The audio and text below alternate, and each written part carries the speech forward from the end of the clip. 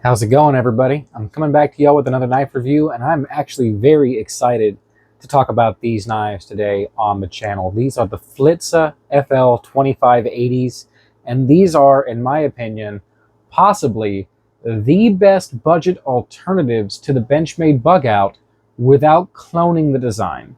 I want to stress that when I say without cloning, because obviously the best way to get the feel of a Benchmade Bugout without spending Benchmade prices would be to buy a clone, or if you have less scruples about these sorts of things, a counterfeit. I will never suggest buying counterfeit knives.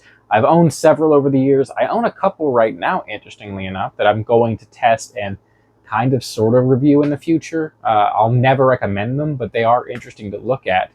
But a lot of people also don't like cloning knives, which is where you take a knife such as this Huang Fu.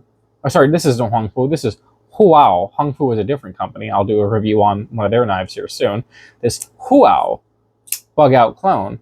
And you can see a clone is where they take the knife, copy the details one-to-one, strip all the logos away from it, and sell it sterile or with their own company branding. And Huao does both. They'll strip it bare and sell it with nothing on the blade, and they'll sell versions with their logos on the blade. So obviously, if you want to bug out and don't want to pay bug out prices, this is the closest you can get. But many people take issue with clones and even copies. So this, in my opinion, is going to be the best option for any of you out there who want an original design, but still want the thinness, the lightness, and whatnot that a Benchmade Bugout has to offer. So again, these are the Flissa model FL2580s, and these are fantastic knives. I want to give a caveat. I call these both Flissa 2580s, but technically this one is unnumbered. If we look at the packaging here, this one, you can see very clearly Flissa FL 2580 4.5-inch folding pocket knife pink, whereas the blue one, it just calls itself the 4.5-inch folding pocket knife blue. And the reason why that is, very simply, is because this is the earlier version. This is the more recent version. They are both still in production. You can still get both versions of the knife. They're not discontinuing this particular version. They just haven't gotten around to stamping the model number on it. And I say different version because they really are different takes on the same design. Real quick, I'll show you the packaging they come in. Very simple brown box.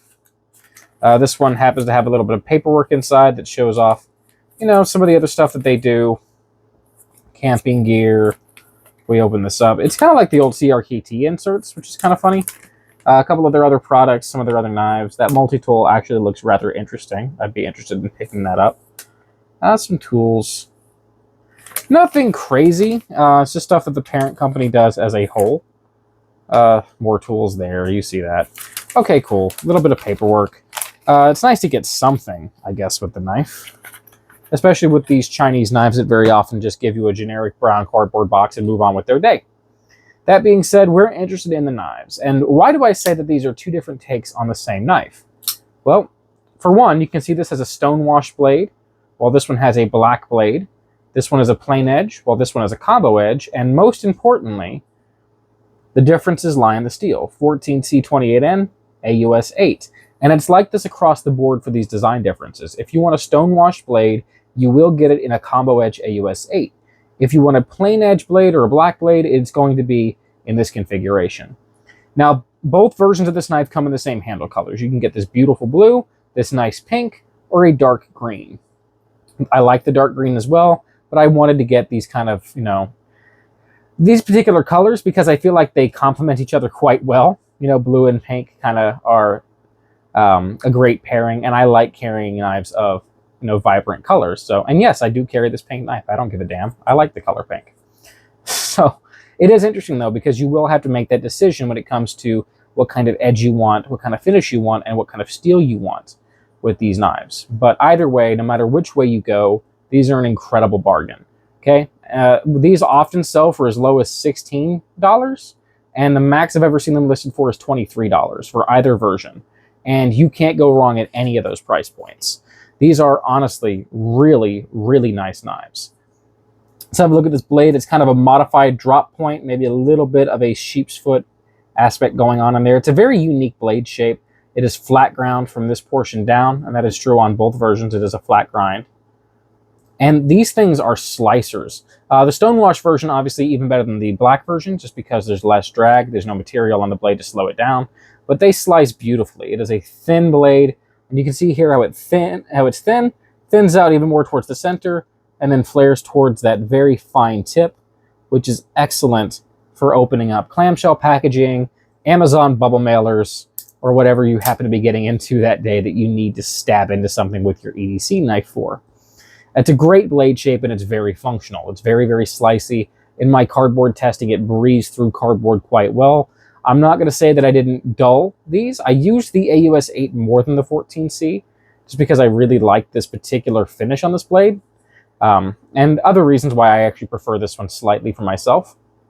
But I did get enough information, enough testing with this to kind of judge the quality of the 14C 28N.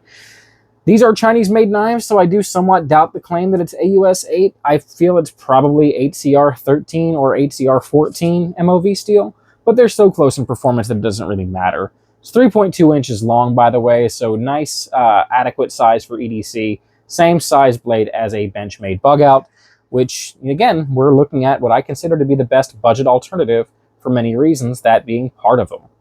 Okay, love the stone washing on the blade, by the way. A lot of companies try to stonewash blades on a budget. Some get it right, many get it wrong. I think Flissa did a really good job.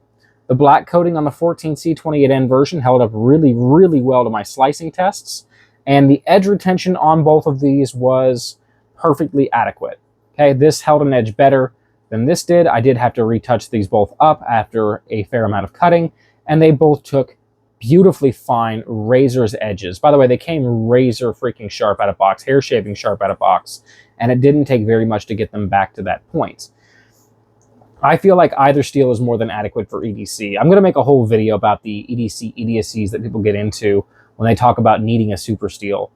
Realistically, I'd say 99.9% of people could get away with 440A and not notice. I really, because as knife people, we go out of our way to try and use our knives way more than we have to. We really do. If you're using your knife in the same way that the average Joe does, the steel isn't as important as we like to pretend that it is, just being honest. So those are the blades, really, really nice blades. I'm a big fan of them. I want to talk about these serrations really quickly because Flissa gets serrations right where a lot of companies, major companies, don't. For one, they give us a proper run of them, a very short run, so it's not monopolizing our blade space or our cutting edge. So that's very nice. But they also make sure that these serrations are on an equal plane to the rest of our cutting edge. So what ends up happening is when we cut from here, as we move into our fine edge, it doesn't end up causing a lot of drag and ripping into material. The cut transitions from the serrated portion to the plain portion, and the slice continues cleanly, which is really, really nice. It's something that even Spyderco, Benchmade, CRKT, several companies get wrong. So good job, Flissa, for doing it right. Deployment and lockup on this is slightly varied between these two. I suspect because this has a coated blade, even though the action is smooth, there's a little bit more lock stick. I have to overcome that axis lock a little bit more. And it's very smooth. These are riding on ball bearings. It isn't as drop shut as the stonewash. It's still beautiful action, and honestly, a better axis lock action than I've seen on some Benchmades, if I'm being honest with you. The stonewash one is beautiful. It's just nothing to disengage that axis lock, and it's so drop shut. This is absolutely like outstanding action. The lockup is bank vault tight. I don't have any play in any direction on the blue one. I don't have any play in any direction on the pink one. If you do develop play on either one, you can take it out at that pivot point, so long as it's side-to-side play. So I love to see that. Obviously mentioned it's an axis type lock. I'll always call these things axis locks. However, I will note that the axis lock is fairly even with the plane of the handle scales. So you don't have a raised axis lock. I know some people might have a problem with that. I don't have any problem engaging or disengaging the lock, but I can imagine that many will. Obviously, being an axis type lock, we have that really fun fidget factor, which, you know, it's become a thing. People talk about it. I don't necessarily care that much about it, but it is fun, I suppose. So if that matters to you, there you go. The handles are 4.2 inches long, and they are made of thermoplastic, glass-filled thermoplastic. So very similar to FRN or GRN. It's a synthetic polymer material that is much tougher than regular plastic, and very comparable to what the Benchmade Bugout uses. You know what else is comparable to the Benchmade Bugout? Let me show you, because it's something that many people love about the Bugout. It is the weight. 2 ounces flat. Oh, you're not able to see that from the glare. 2 ounces flat. Let's try the pink one just to make sure. 2 ounces flat. Incredibly, incredibly lightweight. And that is accomplished, let me get this out of the way, because not only are there no steel liners inside of these handles outside of where they need it for the locking mechanism, but they've honeycombed the inside of that thermoplastic, which, by the way, bringing this Huao Bugout as an example, is exactly what Benchmade did. Okay, again, one-to-one copy of the design. So very, very interesting. Very, very interesting indeed. I love to see it. It keeps the knife nice and light. By the way, I'll use the Huao for a comparison on thickness. It's very, very thin. Maybe slightly thicker than the Bugout, but not by much. It really is a good approximation of the Bugout without going as far as to copy the design. It's its own original design. Ergonomically speaking, it's comfortable in the hand. That looped over clip gives a small hot spot, but honestly not much of one, and that's an issue I have with practically every loop over clip knife. There is no jimping top side, a little bit on the liners, it's pretty worthless, and the texturing on the handle does absolutely nothing for grip, but I do like it. It's the Flissa logo just repeated all over again. And since I talked about that clip, that is an upside and a downside to the knife. So I'll bring in the old cutlery lever pocket to show this. You can see it is a loop over deep carry clip that is reversible to left and right hand side. We have a nice big lanyard hole, so we could attach a lanyard to help extract it from the pocket, which is nice. But those screws have a little bit of mushroom capping going on. And what this means is it can interfere with getting the knife onto the pocket. So as I get this on here, it takes a little bit of force to get that down. Let's do the blue one now. You see, it can be a little bit difficult to put them onto the pocket, but that's how they carry. It is nice and deep. It's just something that I think is worth noting. You see it had a death grip on there because of that mushroom capping.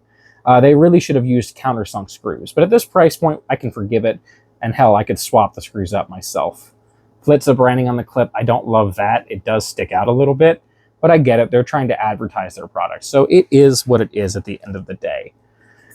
These are great knives. These really are great knives. If you're looking for a Bugout and can't afford one, and you don't want to just copy the design, I think you can't go wrong with these. I'm going to quickly show you competitive options. My phone's been overheating a lot during these videos, so feeling it real quick. It is getting warm.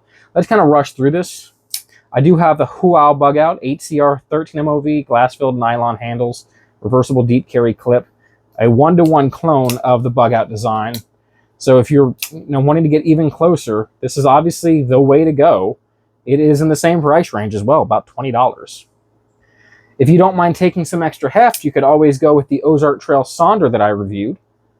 Chinese D2 blade, steel-lined glass-filled nylon handles, reversible deep carry clip on this one as well. Heavier, but because of that, it is beefier.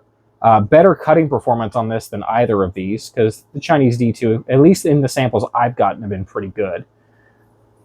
Again, same locking mechanism, extreme ergonomics, $10. You could buy, sometimes 2 of these for the price of 1, sometimes almost 2 of them for the price of 1 Flissa. If you don't care about having the axis lock, you could always go with the Gonzo Firebird model F759. 440C steel, glass-filled nylon handles, 4-way swappable clip, kind of a Bird Metal Arc 2 clone, very Delica-like, outstanding knife, also very light, $16 price tag. It's a great option against the Flissa. What about if you want to go a little more upscale? You want an axis lock knife that costs a little more? Well, here's one of my personal favorites. This is the Sanrenmu Land model. This will show. 842B. That's a VG10 blade, a G-Mascus handle, axis type lock. Beautiful action, although it's not as drop shut. $65 on that one, though. Significantly more expensive than this, and also quite a bit heavier. And the last option I'm going to show is a long discontinued knife, but it's such a great blade, is the CRKT Contrail. Z60 CDV14 steel, G10 handles, tip down on a carry clip, which kind of sucks, but really comfortable in the hand, great jimping, and it's only 1.9 ounces. So it's in the same weight class as the Flissa, no doubt. All right, so that's my really quick Nut and Fancy-esque competitive options segment. I do steal that from him because if it's a good idea, why not steal it? Why not take it? Why not borrow it? But I will say, if you want something that isn't taken, stolen, or borrowed, check out these Flitsas. These are honestly really good alternatives to the Bugout on a budget. The FL2580s, they're incredible knives, and they're every penny worth your money. 10 out of 10 for value. Absolutely recommended. I hope you guys enjoyed this video. I hope you enjoy the rest of your day. And until next time, I will see you later. Peace and take care.